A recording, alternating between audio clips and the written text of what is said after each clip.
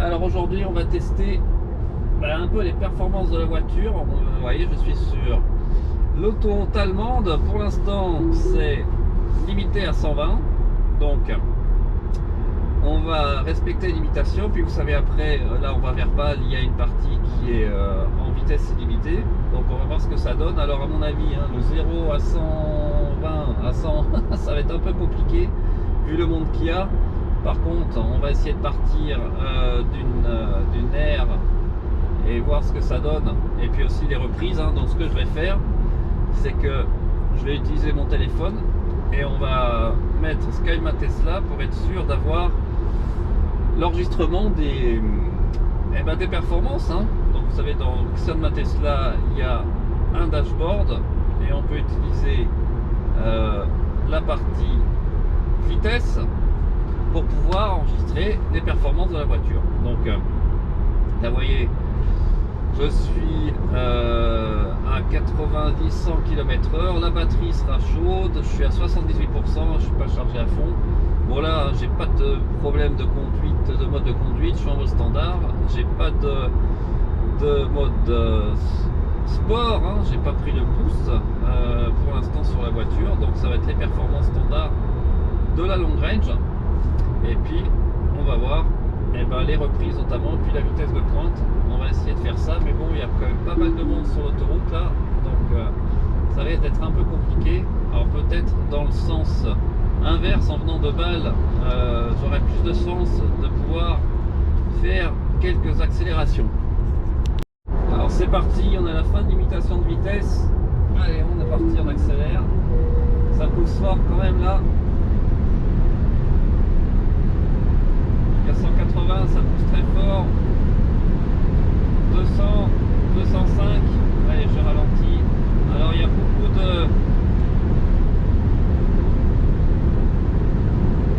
Il n'y a pas beaucoup de frein régénératif, c'est tout est simple. Allez, on réaccélère. Oh, ça avance quand même fort là. On sent que la voiture elle peut aller loin. Hop, et voilà, je suis limité.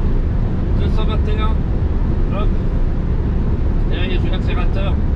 Ça régénère, mais ça met quand même du temps à freiner là. Il faut quand même anticiper, on a 2 tonnes. Ce que je peux vous dire, c'est que ça marche quand même très fort. Il n'y a rien à dire.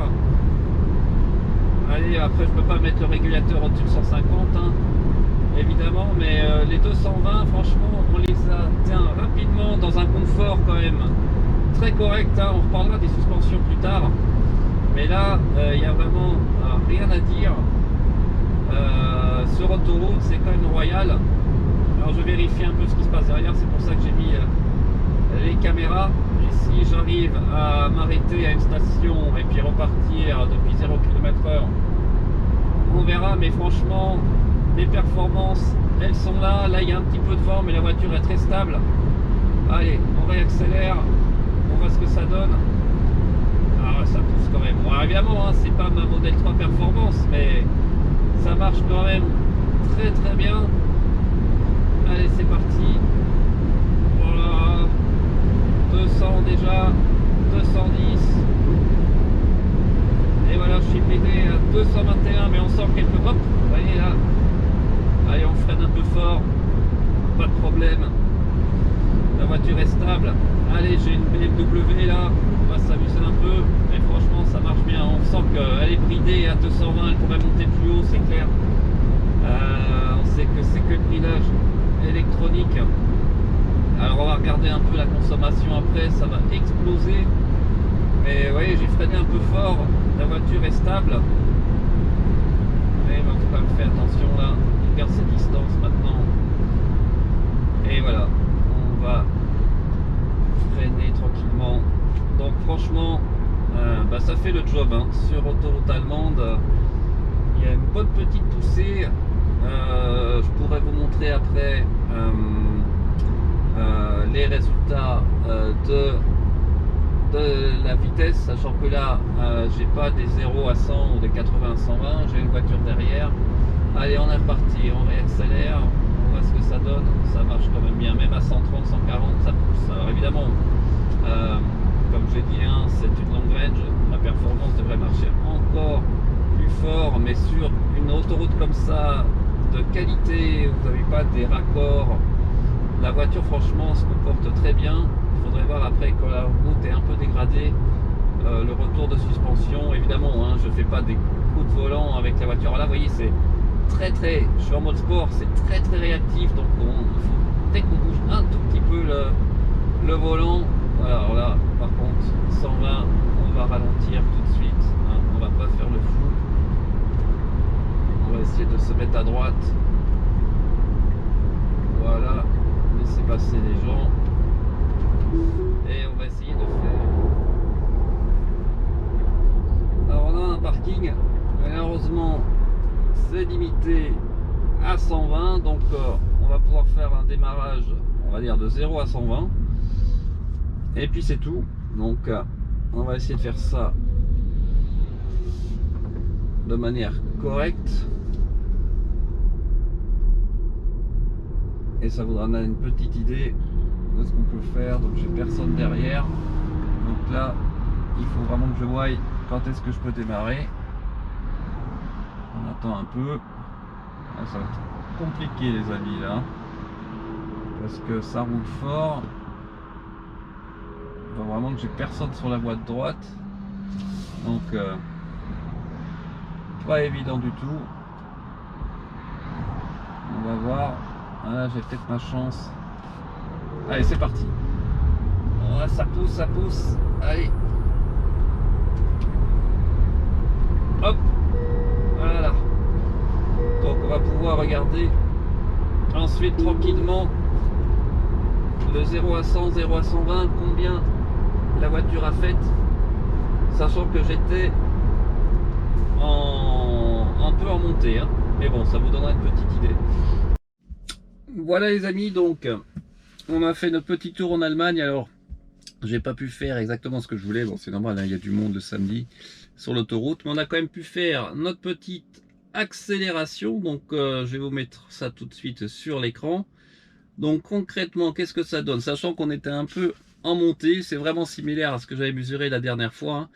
Un 0 à 100 en 5 secondes 23. Donc j'étais à 5 secondes et puis j'avais plus que 66-65% de batterie et c'était en légère côte. 0 à 60 en 2 secondes 83 quand même. Le 60 à 100 en 2 secondes 41, donc le compte est bon. Et malheureusement j'ai pas pu faire aller à plus de 120 puisque c'était limité à 120. Donc c'est les grandes mesures que j'ai. Donc les performances honnêtement sont en rendez-vous comme je vous ai dit, hein, par rapport à mon modèle 3 performance entre un 120 200 234 et un 120 221 avec cette voiture. Enfin ma performance était une gosse qui était limitée à 234 compteurs. Il n'y a pas une énorme différence, loin de là. C'est vraiment plus ça passe vitesse que la différence se fait. Donc pour résumer, les performances sont largement plus que suffisantes, hein. On sent les 400 et quelques chevaux de la voiture. Évidemment, il y a beaucoup d'inertie, encore plus que la Model 3 quand vous lâchez l'accélérateur à haute vitesse. Par contre, quand vous freinez, la voiture est très stable. Bon, j'ai pas écrasé le frein non plus. Donc on sent en confiance. Les bruits d'air, franchement, c'est plutôt remarquable par rapport à ce que j'avais avec ma 2019. Franchement, il y a du mieux. J'espère que vous m'entendez bien pendant qu'on roule à haute vitesse. La direction, alors elle est très directe. Moi, j'aime beaucoup. Hein, c'est dans le mode conduite où vous pouvez mettre la direction assistée soit en confort, soit en standard, soit sport. Moi, je préfère sport. Donc c'est très direct, mais ça oblige aussi à être concentré et on sent que dès qu'on bouge un tout petit peu le volant, que la voiture réagit. Donc c'est plutôt bien ces vitesses-là. Il faut vraiment être concentré, il ne faut pas faire des grands mouvements de volant. Donc franchement, c'est vraiment plutôt positif, hein, cet essai à haute vitesse. Alors évidemment, la consommation explose, c'est pas fait pour ça, mais il y a de quoi s'amuser sur autoroute allemande. Donc je pense que les Allemands pourront profiter de leur modèle Y sur les portions illimitées en gardant évidemment les distances. Alors vous verrez, je vais mettre aussi en lien dans la vidéo toujours cette histoire de suspension, puisqu'il n'y a pas que moi qui le dis, hein, il y a Automoto Journal qui le dit. J'ai hâte de voir l'essai sur TF1. Il y a aussi d'autres médias. Je vous montrerai la vidéo d'un collègue allemand qui a aussi fait un essai à haute vitesse et il parlait donc au départ des performances et pendant 10 minutes, il ne parle que des suspensions du modèle Y. Alors lui, il avait une 20 pouces, hein, encore plus ferme que la mienne, et il compare aux autres voitures électriques avec suspension pilotée. Et donc pour lui, c'est clair, il y a un amortissement trop ferme. Moi, honnêtement, maintenant, vous voyez, vous voyez peut-être pas, mais je suis à 2 bar 9 à l'heure actuelle quand les pneus sont chauds, donc je suis à 2 bar 8 environ à froid. Ça va comme nettement mieux. Avant, j'étais à 3 bar 1.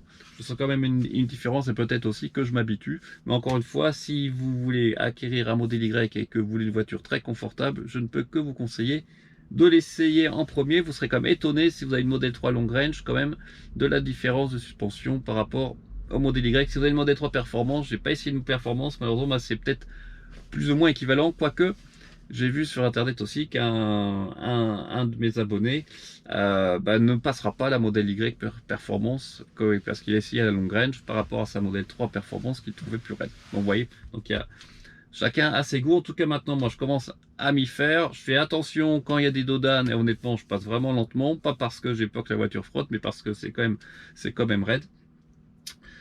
Il y a des options. Alors, la bonne nouvelle aussi, c'est qu'on va bientôt avoir la mise à jour 2021.24 au moins, puisque ça commence, ça y est, à être distribué en France, enfin. La bonne nouvelle aussi, c'est qu'il y a une version 4.1 du logiciel Tesla qui va sortir, dans lequel on pourra ajuster l'ampérage de la voiture avec la 2021.32 aussi à venir. Donc ça, c'est plutôt une bonne nouvelle. C'est des petites choses comme ça qui ont l'air bêtes, mais qui sont vraiment très confortables quand vous voulez augmenter la puissance de charge quand vous êtes à la maison, parce que vous voulez que ça aille plus vite, vous n'êtes pas obligé de vous déplacer jusqu'à la voiture, c'est quand même super pratique. Ou l'inverse, hein, vous voulez baisser la vitesse de charge si vous êtes chez des habits, vous pouvez le faire aussi sans vous déplacer. Voilà, donc ils améliorent petit à petit. Il y aura le mode lavage, il y aura la possibilité de régler automatiquement le noircissement des rétroviseurs. A priori, ça marche aussi sur le modèle Y, donc tout ça, c'est plutôt sympa. Et puis vous savez que ça y est, le parrainage sont terminés à l'heure actuelle, le mode classique. On entend dire qu'il y aura un nouveau type de parrainage qui sera nettement mieux, c'est-à-dire qu'il faudra physiquement parrainer, ce qui est une très bonne chose. Et peut-être qu'on aura aussi un système d'options pour pouvoir, suivant le nombre de parrainages qu'on a, acquérir des options, notamment pourquoi pas le mode boost ou le AP. Mais à mon avis, il faut quand même avoir un sacré nombre de parrainages pour arriver à acquérir ne serait-ce que le mode boost. Donc on verra, mais pour l'instant, c'est que des spéculations. Donc voilà, je vous ai fait un peu le tour. Autrement, je suis toujours aussi content de la voiture. C'est comme un gros gabarit. En ville, c'est clair, c'est pas le plus adapté. Je ferai peut-être une vidéo d'un parking à Mulhouse, au centre-ville, où j'ai l'habitude d'aller. Je vous montrerai un peu comment ça se passe. Et il y a quand même des endroits un peu chauds. Même pour sortir, c'est pas très très large. Et j'utilise pas mal les caméras pour voir en tout cas combien il me reste de chaque côté. Voilà, écoutez, j'espère que cette vidéo vous a plu. On se dit à très bientôt. Un live va venir aussi très bientôt. Mais j'essaie de vous faire des vidéos comme ça du modèle Y dans toutes les conditions que je pourrais vous montrer pendant le live. Pour vous dire un peu voilà comment ça se passe en ville, comment ça se passe. Je remontrerai probablement ma vidéo sur autoroute allemande à très haute vitesse. Sur route avec l'autopilote qui honnêtement fonctionne très bien. Alors c'est peut-être parce que j'ai moins quasiment pas de freinage fantôme sur autoroute, non. J'ai plus la détection des feux rouges, donc ça aide aussi, notamment en Suisse où des fois vous avez des feux sur les autoroutes qui clignotent là, j'ai plus ce problème. Donc je suis plutôt positif pour l'autopilote, honnêtement, beaucoup plus fiable en tout cas pour les 1800 km et quelques que j'ai fait depuis le 5 septembre, vous voyez, donc j'ai fait à peu près 1800 km en 3 semaines. C'est pas mal. J'ai quasiment pas eu de freinage fantôme, donc ça c'est vraiment très agréable. Et puis la famille aussi hein, est plutôt contente parce qu'il y a plus d'espace à l'arrière, les enfants sont mieux, c'est un peu plus large, il y a plus d'espace aux jambes, la voiture est plus silencieuse, puis évidemment le coffre avec le haillon, ça change pas mal de choses pour pouvoir non pas faire les courses mais déplacer certains objets, c'est vraiment sympa.